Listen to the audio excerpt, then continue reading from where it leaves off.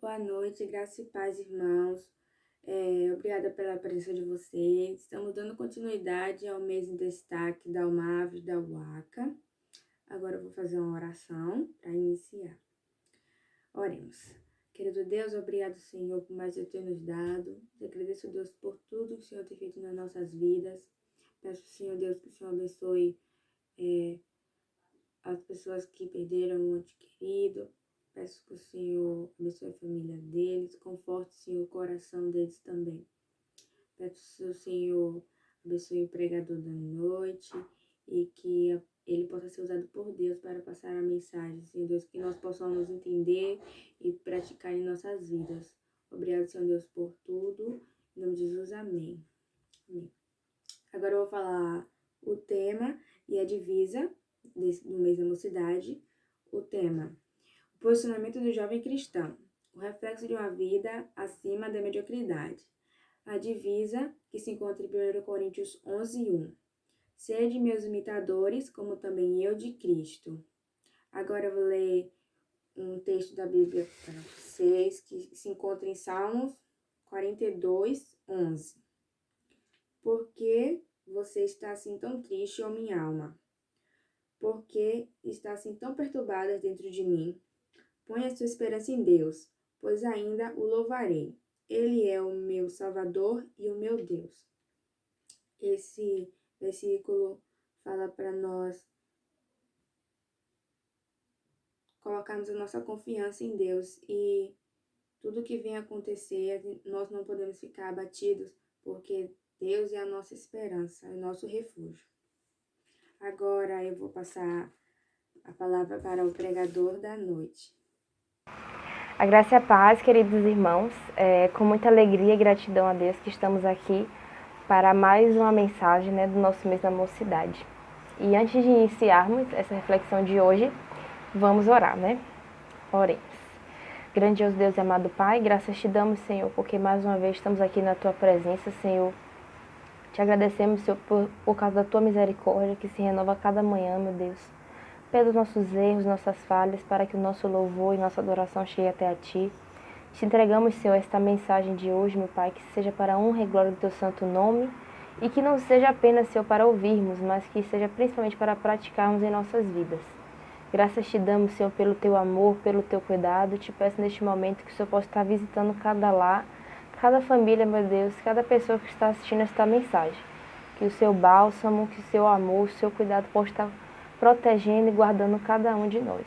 Muito obrigado, Senhor, pelo Teu amor, pela Tua fidelidade em nossas vidas. Essa é a minha oração em nome de Jesus. Amém.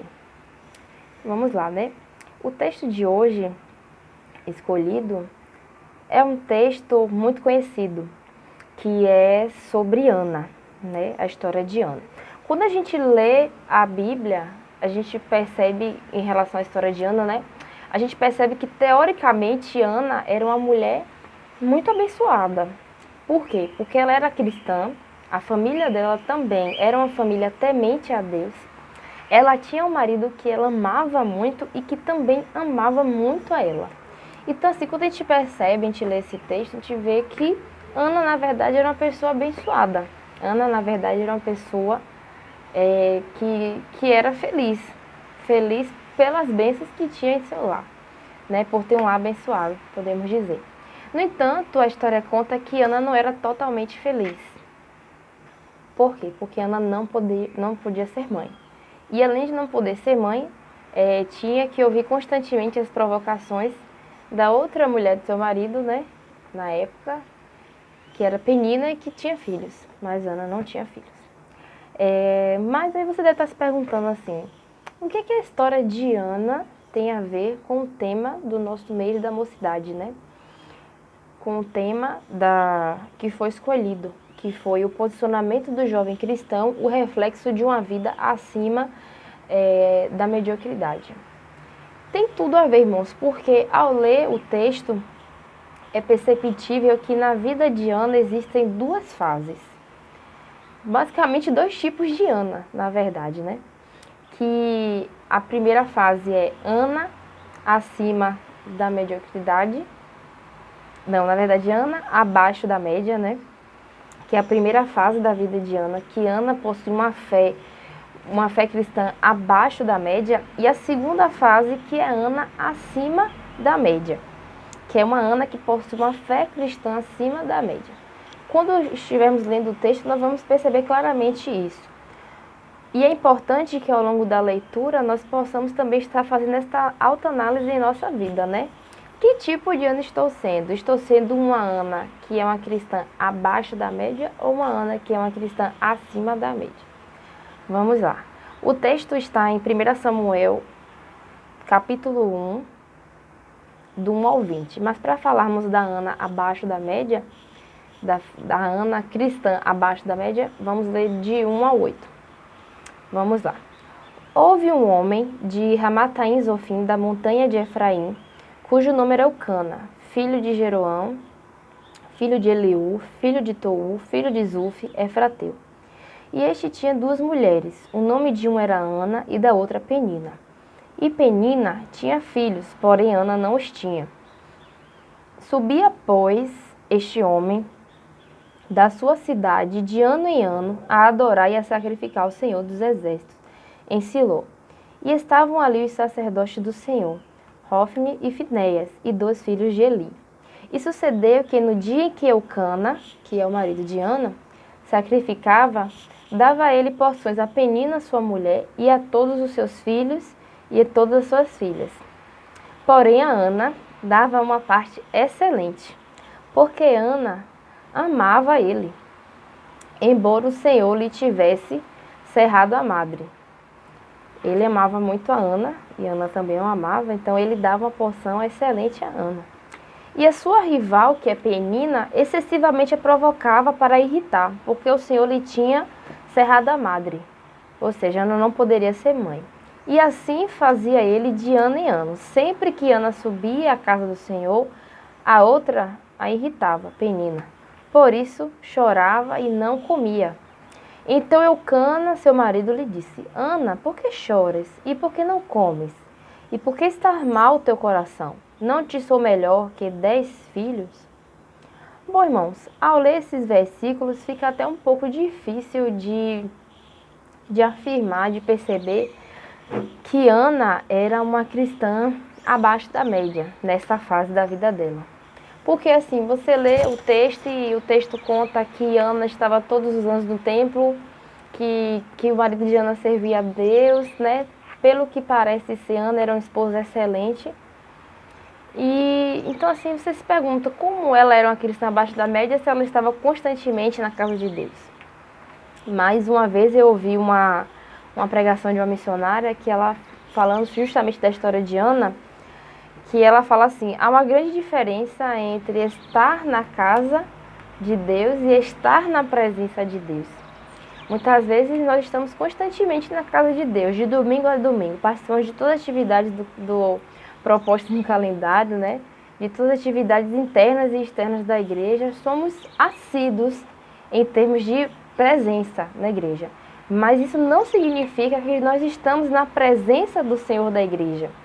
E isso pode ser uma resposta muito importante na vida de Ana, porque ela estava constantemente na igreja, né? Constantemente na casa do Senhor. Mas será que realmente ela entrava na presença de Deus? Será que realmente ela buscava ao Senhor com os objetivos corretos? Ou será que ela meramente buscava a Deus por buscar, buscava a Deus apenas para obter a bênção de provar a Penina que ela poderia ser mãe? E isso a gente tem que se questionar. Será que eu estou só indo para a igreja por ir, para encontrar os irmãos, ou por uma bênção, ou porque eu realmente desejo, preciso da presença do Senhor, preciso buscar a presença do Senhor? E nós devemos tomar muito cuidado, irmãos, porque ao ler esse texto, eu percebi que Penina, né, que é a rival de Ana, ela é uma grande representação das coisas inúteis e fúteis da nossa vida que nos fazem perder tempo de alcançarmos o propósito de Deus, né? Alcançarmos os objetivos, os desígnios de Deus para as nossas vidas. Porque Ana perdia muito tempo com Penina, Ana perdia muito tempo com as irritações e provocações de Penina, e isso atrasava o processo de alcançar os propósitos de Deus na vida de Ana, né? Ana gerou uma certa morosidade em relação a esses propósitos. Por quê? Porque Ana se distraía muito com as provocações de Penina. Interessante que quando eu estava lendo essa palavra, eu lembrei de uma vez que eu estava estudando sobre os foguetes, né, brasileiros, como é que eles eram lançados, como era a estrutura, e eu acho interessante que ele se correlaciona muito com o que a gente está sendo dito aqui hoje, né? Porque um foguete brasileiro, que provavelmente é a mesma estrutura, na verdade o mesmo princípio, né, dos outros países, ele ocorre da seguinte forma, né? Existem fases para o seu lançamento. E aí, se não me engano, na terceira fase desse lançamento, né, do processo de lançamento do foguete, quando ele já pega uma certa velocidade, esse lugar que eu estudei na época, esse texto que eu li, ele diz assim, quando chega a uma certa velocidade do foguete, ele libera, né, 4 motores que estão acoplados nele, na área externa. Né, tem 4 motores. Quando ele atinge uma certa velocidade, ele libera esses motores, né, que estão acoplados a ele. E aí você se pergunta assim, meu Deus do céu, o foguete precisa de motor para chegar no espaço. Por que ele libera esses motores, sendo que ele precisa de uma força, né, motora para chegar ao espaço? E aí o texto ele conta que o foguete ele faz isso porque a partir daquele momento, aquilo ali se torna carga inútil ao foguete, se torna um peso ao foguete que não vai ajudar ele a chegar ao espaço. E é muito interessante porque isso se aplica à história de Ana. E isso se aplica também muito às nossas vidas. Às vezes nós estamos levando cargas inúteis, coisas fúteis, perdendo tempo com coisas que não nos vão ajudar em nossa edificação, nem do nosso irmão. Não vai ajudar em nada para o nosso crescimento em sabedoria, nosso crescimento espiritual. Só são realmente cargas inúteis e nós estamos levando achando que precisamos, né? Porque teoricamente a gente pode até pensar, o foguete necessita do motor. Então tem muitas coisas em nossas vidas que a gente acha até que a gente precisa, mas na verdade são coisas fúteis e inúteis, coisas que estamos perdendo nosso tempo e que atrasam e que retardam os propósitos, né, os desígnios que Deus quer nos entregar. As bênçãos, não só as bênçãos, mas os propósitos incutidos nessas bênçãos que Deus quer nos entregar por nós mesmos. Porque nós estamos perdendo tempo. Nós estamos perdendo tempo com provocações de Penina em nossa vida. Cada um de nós sabemos qual é a provocação, qual é a irritação de Penina que cada um tem em sua vida, né? Estamos perdendo tempo com brigas, discussões, com mágoas, né? Com ressentimentos que não irá nos ajudar não só a receber as bênçãos, que é o bônus, né?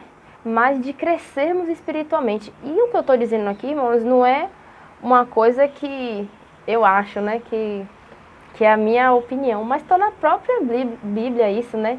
Que em Salmo 137, não, Salmo 119, versículo 37, o salmista Davi ele fala assim: desvia os meus olhos das coisas inúteis e faz-me viver os teus caminhos que traçaste para mim. Desvia os meus olhos das coisas inúteis. Tem algumas traduções que falam assim: desvia os meus olhos da vaidade, né? Que na verdade também são coisas inúteis. Então Deus, através do salmista Davi, já nos mostrava naquela época que para que você possa viver os caminhos que Deus tem traçado para você, você precisa realmente se libertar dessas coisas inúteis. E é o que Davi pedia: desvia os meus olhos das coisas inúteis. E é o que nós devemos pedir também, constantemente a Deus. Deus, me abra os meus olhos somente para aquilo que é para edificação, para a honra e glória do teu santo nome, e não para a minha glória. Desvia os meus olhos das coisas inúteis, Senhor, que não me ajudam a crescer espiritualmente, que não me ajudam a evoluir espiritualmente. E a partir desse momento que você pede isso a Deus e que você também toma uma atitude de não dar atenção às coisas inúteis em sua vida, você perceberá que você começará a viver os propósitos de Deus em sua vida. Porque é o que a Bíblia diz, né? Através desses salmos. E isso pode ser uma resposta muito interessante para muitas coisas em nossas vidas que não progridem. Às vezes nós estamos, né, girando em círculos. Poxa, uma coisa algo que você queira, ou algum propósito, ou até mesmo sua própria vida, parece que gira em círculo naquele mesmo lugar, naquele mesmo problema, não há evolução, não há um crescimento. E muitas vezes é porque nós estamos colocando as nossas atenções em coisas realmente inúteis, em coisas que não irão edificar. E aí você pode se perguntar, então, o que é que eu devo prestar atenção, né? Em que eu devo focar a minha vida? Lá em Efésios também já fala isso, né? O que é que a gente deve prestar atenção? Que em Efésios 4:8 diz que é muito conhecido pela gente, que é tudo que é bom, tudo que é reto, tudo que é de boa fama. Nisso a gente tem que pensar. A Bíblia não fala assim, tudo que é discussão, tudo que é mágoa. Não. A partir do momento que nós largarmos essas cargas inúteis na nossa jornada cristã, que são brigas, discussões, fofocas, mágoas, falta de perdão, nós começaremos a progredir como cristãos e começaremos a viver os propósitos de Deus para as nossas vidas. E aí a gente se pergunta, né? A partir de que momento a vida de Ana, né, mudou de fase? Da Ana abaixo da média para Ana acima da média.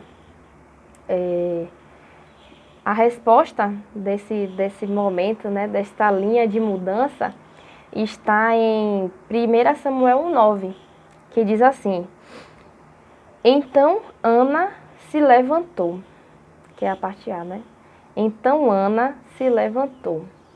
E você pode até estar se perguntando assim, o que significa, né? O que é isso de Ana se levantou? O que seria esse levantar de Ana? Esse levantar de Ana significa posicionamento. Na verdade, a Bíblia quer dizer assim que Ana se posicionou diante da vida dela, diante das situações da vida dela. E aí que está a grande relação com o nosso tema. Porque o nosso tema é o quê? O posicionamento do jovem cristão, o reflexo de uma vida acima da mediocridade. Para que você possa ter uma vida acima da mediocridade, é necessário que você tenha um posicionamento anterior. É necessário que você se posicione como cristão para viver, né, esta fé cristã acima da média. E foi o que Ana fez. Eu estava até lendo sobre o significado da palavra posicionamento e diz assim: ato de posicionar, de colocar numa posição, de colocar-se à disposição. E foi o que Ana fez. Ana se colocou à disposição de Deus. Ela parou de perder tempo com o que ela percebia que era inútil em sua vida, que eram as provocações de Penina, né? E ela se posicionou diante de Deus. Engraçado que desde pequena, né, eu via muita expressão que, principalmente das igrejas pentecostais, neopentecostais, quando eu ouvia algumas pregações, né, eu tinha um tio que colocava muitas essas pregações para ouvir, que era essa expressão assim, meu irmão, fique na posição. E na época eu não entendia muito isso, né? Como assim, fique na posição? Tem até uma música de Cassiane, que depois eu percebi que fala isso também, que ela fala assim: meu irmão, fique na posição e como um vaso de fé, Deus vai te encher. E eu fiquei me questionando, né, o que seria essa ficar na posição, né? E eu, pelo que eu estudei aqui e li, eu hoje compreendo que o ficar na posição é justamente isso que Ana fez, né? É se posicionar como um vaso diante de Deus e permitir que Ele te use. É você estar na hora e no lugar certo diante de Deus. E o que seria a hora e o lugar certo diante de Deus? É o centro da vontade de Deus. É quando a gente se posiciona no centro da vontade de Deus. Que a partir daquele momento que você se posiciona, porque aquele lugar é o lugar certo, é o lugar correto de você viver os propósitos de Deus, de você entender os desígnios de Deus em sua vida. É naquele lugar que é o centro da vontade de Deus que você vai entender os mistérios de Deus para a sua vida, que Deus irá te revelar segredos, que Deus irá te revelar objetivos, propósitos dele para a sua vida, e que somente quando você se posiciona, né, como um vaso diante de Deus, é que ele te mostra esse propósito. E foi justamente o que Ana fez. Ana se posicionou diante de Deus, né? Ela se posicionou e ela se permitiu ser usada por Deus e não buscou a Deus justamente somente pelas bênçãos. E Isso é muito interessante porque, infelizmente, muitos de nós, a vida passa dia após dia e nós vivemos apenas como meros coadjuvantes. Uma vez eu vi até um pastor falando isso, que nós não podemos ser omissos em nossas vidas. Se tem uma coisa muito ruim na nossa jornada, seja como cristão, em todas as áreas da nossa vida, é quando nós somos omissos. Porque quando nós somos omissos, nós não somos agentes ativos de nossa história. E passamos a culpar todos por tudo que acontece na nossa vida, sendo que as atitudes devem ser tomadas por nós, sendo que nós devemos ser ativos em nossas vidas, nós que devemos, como até a irmã Edna Peixoto falou, né? Nós que devemos escrever, né? Pegar o papel em branco, que é a nossa vida, quando a gente nasce, a nossa vida é um papel em branco. E nós devemos, sim, ser ativos e construir uma história, escrever uma história. Só que às vezes nós decidimos ser omissos, né? Nós não nos posicionamos. E aí nós não recebemos as bênçãos de Deus, nós não vivemos os propósitos de Deus em nossas vidas e culpamos até mesmo a Deus. Porque achamos que nós não estamos vivendo certas coisas em nossas vidas porque não é a vontade de Deus. Mas a Bíblia, ela é muito clara quando ela fala assim, aquilo que o homem plantar, ele colherá. Ele não fala assim, aquilo que Deus plantar para o homem, ele colherá. Não. Aquilo que você plantar, meu irmão, isso você vai colher. Então, Deus, ele nos mostra que é necessário uma ação de nossa parte, né? E não uma omissão. Deus, ele fala que para que você tenha algum fruto em sua vida, para que você tenha resultados, até mesmo mudanças, alcance alguns certos objetivos, é necessário que você plante para que você possa colher isso. E foi isso que Ana fez. Ana se posicionou. Ela cansou de ser coadjuvante da sua história, de ser ator secundário e decidiu ser ator principal, sendo, claro, submissa diante de Deus. Então, se você quer uma vida abundante, você tem que plantar esta vida abundante. Se você quer ter uma fé cristã abundante, você tem que plantar esta fé cristã abundante. Como é que eu planto isso? Buscando a palavra de Deus, não perdendo mais tempo com coisas inúteis que não vão te ajudar na edificação da palavra de Deus em sua vida, na vida das pessoas. E você vai perceber que você vai passar a colher os propósitos, as bênçãos de Deus em sua vida. E vamos chegar então para Ana acima da média, né?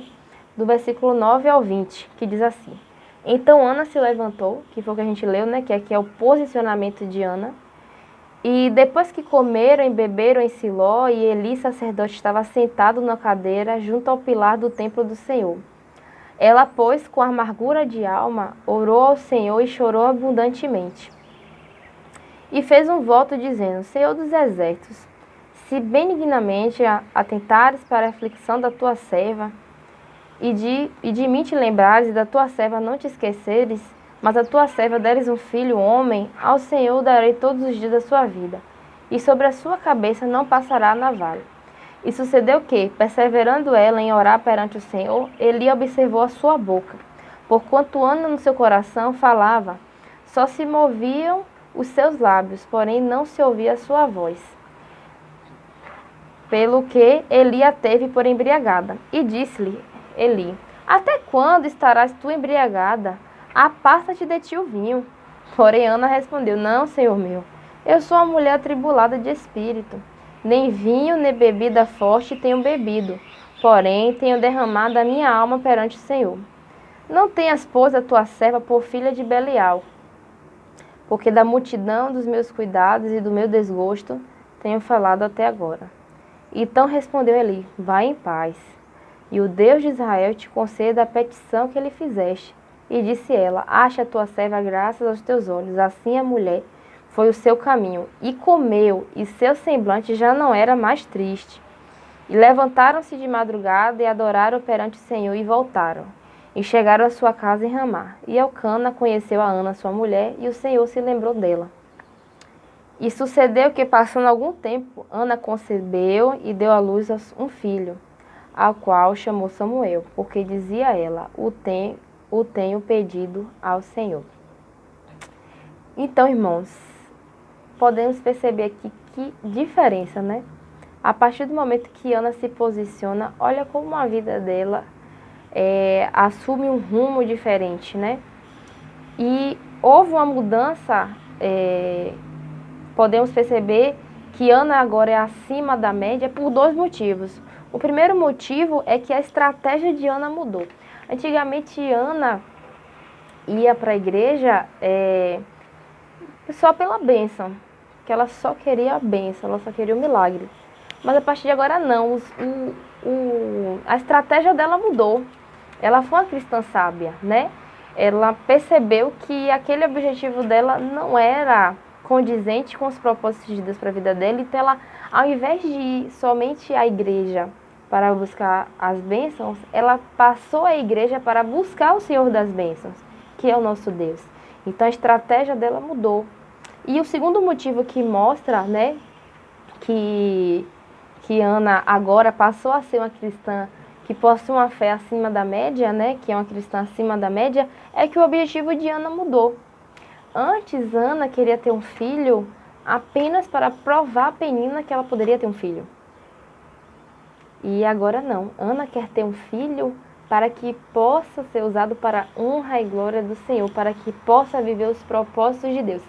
E mais uma vez a gente percebe a Bíblia se comunicando, né? Porque a gente lê aquele texto bem conhecido, assim, que diz: pedis e não recebeis, porque pedis mais para gastardes com os próprios vossos deleites. Então, assim, aqui é a bela representação. Ana pedia, mas não recebia, porque Ana queria apenas satisfazer a vaidade dela de ser mãe, de provar a Penina que poderia ser mãe. Mas a partir do momento que Ana diz assim: Deus, eu quero ter um filho para te devolver, um filho para honrar e glorificar o teu santo nome, e não para honrar o meu nome.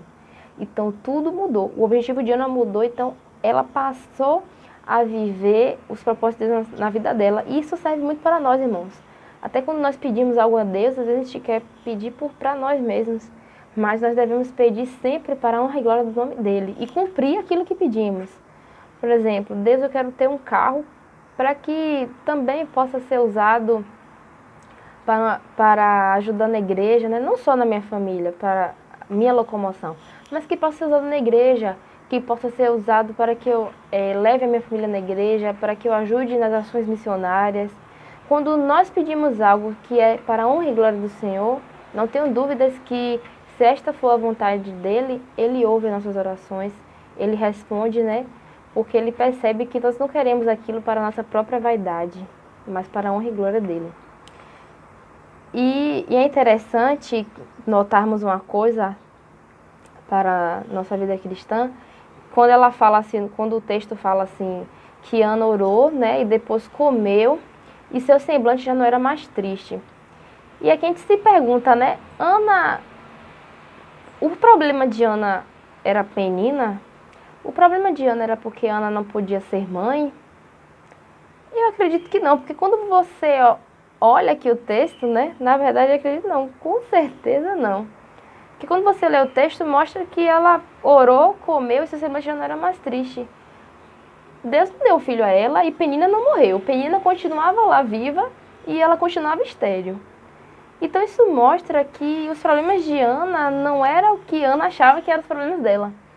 Os problemas de Ana estavam na própria Ana, porque o texto fala que Ana afirma a Deus que ela diz assim: Senhor, eu sou uma mulher amargurada de alma. E muitas vezes em nossas vidas achamos que os nossos problemas estão nos outros. É aquela não responsabilização, né, pela sua própria vida, por tudo que acontece na sua vida, pelos seus atos, né. Claro que tem coisas que acontecem de acordo com a vontade de Deus, mas tem muitos problemas em nossas vidas que nós não assumimos responsabilidade e sempre achamos que são as circunstâncias ao nosso redor, que é o irmão que me faz mal, ou então porque eu não tenho algo ainda que eu quero, que ainda não sou feliz porque eu ainda não tenho isso. Mas na verdade não. A história de Ana aqui é a bela representação de que muitas vezes nós achamos que certos problemas na nossa vida, a culpa não é nossa, né? A culpa é dos outros. Mas Deus nos mostra que nós devemos ter responsabilidade, né? Devemos assumir uma postura que eu falei, né? Uma postura ativa diante da nossa vida e assumir essa responsabilidade diante de Deus.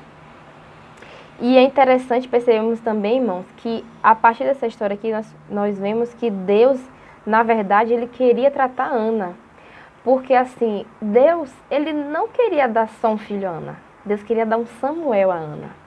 E Ana, do jeito que estava, né, com a fé, sendo uma cristã abaixo da média, que ouvia as irritações da sua rival, que não buscava verdadeiramente a Deus, né, que apenas ia à igreja pelas bênçãos, isso mostra que Deus queria tratar Ana, porque se Ana estivesse nessas condições, ela não contribuiria para com que Samuel vivesse os propósitos de Deus na vida dele. Ela poderia até mesmo atrapalhar, né, essa evolução de Samuel, esse propósito de Samuel, né? Então Deus primeiro tratou Ana, né, para que ela pudesse viver os propósitos dele na vida, não só dela, mas também do seu filho. E assim somos nós também. Deus não quer nos dar apenas um filho, né? Um filho é a representação daquilo que a gente pede, né? Deus quer nos dar um Samuel. Deus não quer nos dar apenas bênção, mas Ele quer nos dar um propósito.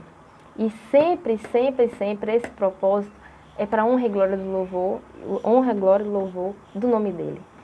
E hoje, meu irmão, Deus convida a mim e a você, né, para vivermos essa vida, né, acima da média, de não buscarmos as bênçãos pelas bênçãos, mas buscarmos ao Senhor das bênçãos, buscarmos a honra, buscarmos honrar e glorificar o Senhor das bênçãos. E assim, e somente assim, nós podemos romper a barreira da mediocridade. Que Deus nos abençoe.